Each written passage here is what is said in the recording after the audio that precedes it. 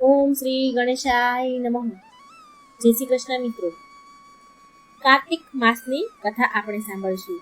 કાર્તક માસમાં ભગવાનની સેવા પૂજા કરવાની, નામ જાપ મંત્ર જાપ કરવા ખૂબ જ પુણ્ય છે. ભગવાનનું જો એકવાર આપણે નામ લઈએ છીએ તો એને 1000 નામ લીધા બરોબર પુણ્ય ફળ મળે છે. આ વર્ણન પુરાણોમાં છે અને આ શ્રી કૃષ્ણ ભગવાન એના મુખેથી કહે છે. કાર્તક માસ ખૂબ જ પ્રિય ભગવાનને મહિનો છે, રાધાજીને પ્રિય એવો આ મહિનો છે. તો આ મહિનામાં કથા વાર્તા સાંભળવાનું ખૂબ જ મહત્વ છે. ભગવાનની કોઈ પણ ભગવાનની કથા સાંભળવાથી ખૂબ પુણ્ય ફળ મળે છે. આપણા પાપ બળીને નષ્ટ થાય છે અને અંત સમયે ભગવાનનું શરણું મળે છે. તો પૂરા ધ્યાનથી મનથી આ કાર્તક માસની કથા સાંભળજો મિત્રો. ઓમ નમો ભગવતે વાસુદેવાય. જય શ્રી ગણેશ. એક નગરમાં એક ગરઢા ડોશી રહેતા હતા. એ દર મહિને કાર્તકનું સ્નાન વ્રત આદિ કરતા હતા. બધી સ્ત્રીઓ તુલસીને સીંચતી હતી અને ચાલી જતી હતી, પરંતુ એ ડોશીમાં તુલસી માને સિંચે અને બોલે કે હે તુલસી માતા બધાની દાતા, હું બિરલા સિંચું તારો, તું કર નિસ્તારો મારો. તુલસી માતા વહુ આપો, દીકરી આપો, પૌત્ર આપો, પૌત્રી આપો, લાડુ આપો, પીતાંબરની ધોતી આપો, આભૂષણ આપો, ઘીનો ઘડો આપો, મીઠી મીઠી ખીર આપો, પૂરી આપો, દાળ ભાતનું ભોજન આપો, ધન દોલત આપો, તુલસીનું પાન આપો, મુખમાં ગંગા જળ આપો, સૂરજની રાખ આપો, જળ યમુનાના નીર આપો, 11નું મોત આપો, મને મરું ત્યારે વૈકુંઠમાં વાસ આપો, ચંદનની સૈયા આપો, મરું ત્યારે શ્રી કૃષ્ણનો કાંધો આપો, હર હર કરતા વૈકુંઠ જાઓ. આવી રીતે એ ડોશીમાં આટલું બોલીને ચાલ્યા જાય. ડોશીમાની આ વાત સાંભળીને તુલસીમાં રોજ સુકાવા લાગ્યા. એક દિવસ ભગવાન શ્રી હરિ માં તુલસીને પૂછે છે કે હે દેવી તુલસી, આટલી બધી સ્ત્રીઓ તમને પાણીથી સિંચે છે, મીઠું મીઠું પ્રસાદ ધરાવે છે, ગીત ગાય છે, ભજન સંભળાવે છે, છતાં પણ તમે કેમ સુકાઈ રહ્યા છો? તુલસીમાં બોલ્યા કે એક ડોશીમાં છે જે રોજ મારી પાસે આવે છે અને રોજ મને આવી પ્રાર્થના કરે છે. હું તેની બધી જ ઈચ્છા પૂરી કરી શકું છું, પણ હે પ્રભુ, હું શ્રી કૃષ્ણનો કાંધો એમને ક્યાંથી લઈને આપું? ત્યારે ભગવાન શ્રી હરિ વિષ્ણુ બોલ્યા, તુલસી દેવી, જ્યારે તે ડોશી મૃત્યુ પામશે ત્યારે તેને કાંધ આપવા હું સ્વયં આવીશ. તમે ચિંતા ન કરો. જ્યારે એ વૃદ્ધ ડોશીનું મૃત્યુ થશે તો હું સ્વયં એમને કાંધ આપીશ. હવે જ્યારે એ વૃદ્ધ ડોશીનું મૃત્યુ થયું તો બધા જ ગામવાળા ભેગા થયા. પછી સ્મશાન લઈ જવાની તૈયારી કરી રહ્યા હતા. જ્યારે લોકો તેને ઉઠાવવા ગયા, તેમની જે સીડી તૈયાર કરી હોય, જે નનામી ઉઠાવવા ગયા તો એટલા ભારે થઈ ગયા કે કોઈનાથી હલ્યા નહીં. બધા લોકો કહેવા લાગ્યા કે કેટલી પૂજા પાઠ કરતા હતા આ ડોશીમાં, છતાં પણ આટલા ભારે કેમ થઈ ગયા? ડોશી ત્યારે ભગવાન એક વૃદ્ધ બ્રાહ્મણનું રૂપ લઈને આવ્યા અને ત્યાં બધાને પૂછવા લાગ્યા કે શું થયું? ત્યારે એ ગામવાળા બોલ્યા કે આ ડોશી પાપણી હતી માટે બહુ ભારે થઈ ગઈ છે. ત્યારે એ બ્રાહ્મણ બોલ્યા કે મને એના કાનમાં એક વાત કહેવા દો, કદાચ બની શકે કે ડોશી હલકા થઈ જાય. એટલે ગામવાળા બોલ્યા, ઠીક છે બ્રાહ્મણ દેવ, તમે પણ કોશિશ કરી લ્યો. તો એ વૃદ્ધ બ્રાહ્મણ દેવ જે ભગવાન સ્વરૂપ આવ્યા હતા એ ડોશીના કાનમાં કહેવા લાગ્યા, ડોશીમાં, મનમાં હોય તે ઈચ્છા પૂરી કરી લો.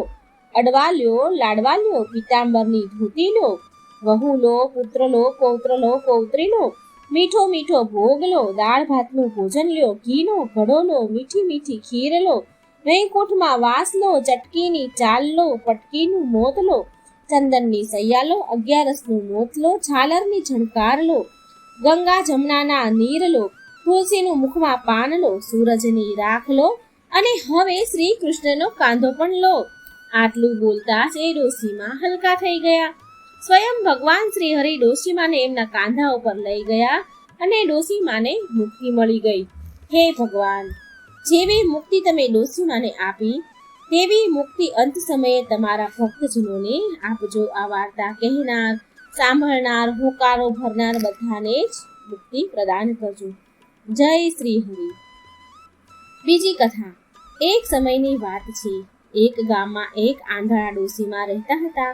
એ તેનો દીકરો અને વહુ સાથે રહેતા હતા. એ બહુ ગરીબ હતા.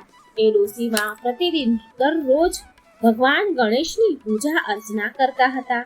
એક દિવસ ગણપતિજી પ્રસન્ન થયા, એમની સામે પ્રગટ થયા અને કહેવા લાગ્યા, હે ડોશીમાં, તમે જે ઈચ્છો એ માંગી લ્યો. ડોશીમાં બોલ્યા, પ્રભુ, મને માંગતા તો આવડતું નથી, તો હું કેવી રીતે માંગું?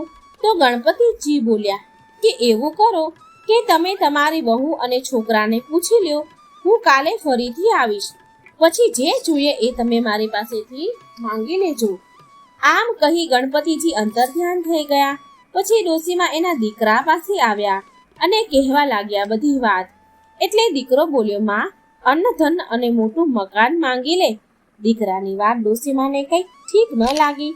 પછી તેની વહુ પાસે ગયા અને પછી બધી વાત ડોશીમાએ કહી. તો વહુ બોલી, માજી, એવું કરો, તમે તમારા માટે પૌત્ર માંગી લો. ડોશીને વહુની વાત પણ કઈ જરાક સારી ન લાગી, બરાબર ન લાગી. આ બધાની વાત સાંભળી ડોશીમાં એની પાડોશણ પાસે ગયા અને તેને બધી વાત કહી. પાડોશણ બોલી, અરે ડોશીમાં, તમે કેમ અન્ન ધન માંગો છો? કેમ પૌત્ર માંગો છો? તમે ખુદ તમારા માટે આંખો માંગી લો. બધાની વાત સાંભળી ડોશીમાં વિચાર કરતા જ રહ્યા, વિચારવા લાગ્યા. બીજા દિવસે એ પૂજા કરવા બેઠા હતા તો ગણપતિજી એમની સામે પ્રગટ થયા અને બોલ્યા, ડોશીમાં, વિચારી લીધું કે તમારે શું માંગવાનું છે? તો ડોશીમાં બોલ્યા, પ્રભુ, મને તો માંગતા નથી આવડતું, પણ જો તમે મને આપવા જ માંગતા હોય અને તો મને વરદાન આપો કે હું મારા મહેલ જેવા ઘરમાં મારા પૌત્રને સોનાની ચમચીથી દૂધ પીતા જોઈ શકું. ડોશીમાની વાત સાંભળીને ગણપતિજી બોલ્યા કે અરે વાહ ડોશીમાં, તમે તો મને ઠગી લીધો. નથી માંગતા એવું કહેતા હતા કે મને માંગતા નથી આવડતું અને બધું જ માંગી લીધું. તમારા દીકરા વહુ માટે ઘર, સોનાની ચમચી અને પૌત્ર પણ માંગી લીધો અને ખુદ માટે આંખો પણ માંગી લીધી. હું તમારાથી ખૂબ પ્રસન્ન છું. જાઓ, તમને બધું જ મળશે. તથાસ્તુ કહીને ગણપતિજી અંતર ધ્યાન થઈ ગયા. જોત જોતામાં ડોશીની ઝૂંપડી આલીશાન મહેલમાં બદલાઈ ગઈ. ઘરમાં સોના ચાંદીના ભંડાર ભરાઈ ગયા. ડોશીમાની વહુ ગર્ભવતી થઈ.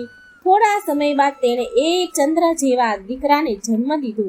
હે ગણેશજી, તમે જેવી કૃપા ડોશીમાઓ પર કરી એવી તમારા ભક્ત આ કથા જે સાંભળે છે, જે સંભળાવે છે, જે હોકારો ભરે છે, એ બધા જ ઉપર કરજો. જય શ્રી ગણેશ.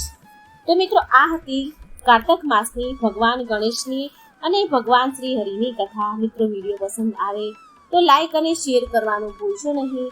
આ ચેનલને સબસ્ક્રાઈબ જરૂર કરજો. જય શ્રી કૃષ્ણ. રાધે રાધે. Thank you.